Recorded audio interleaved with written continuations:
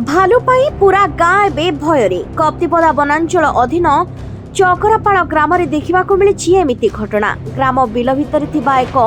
गार्डवेल रे भालुटीए पड़िथिबा आज सकाळे बिलकु जाइथिबा समय दुई जन युवक देखा पाइथिले। परे एने वन विभाग को खबर दिया जाइथिबा बेले वन विभाग घटनास्थल में पहुंची सुधा भालू को उद्धार करि पारुनाही।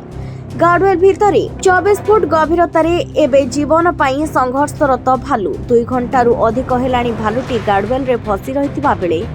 उद्धार करिबारे वन विभाग विफल।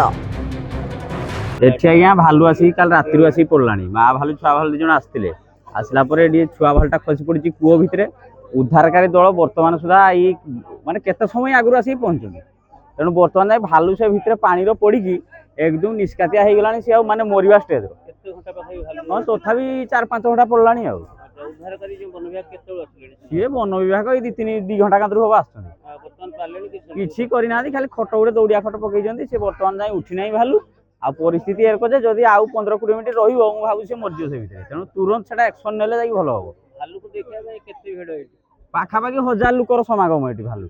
आ लोक पूरा डरिकी पूरा माने आतंक अवस्था बर्तमान रही भालू जदि हठात उठो किए जीव कौन कर तेणु से जिन सकाଳେ झाड़ा आसता है 4टा खंड टाइम आमर गोटे कुकुर अच्छी सागर आसलु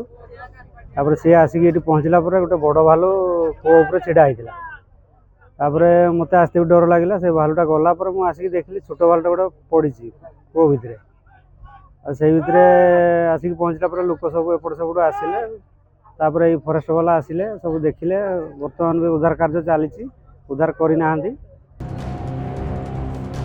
उदलू अक्षय कुमार करम रिपोर्ट संचार लाइव।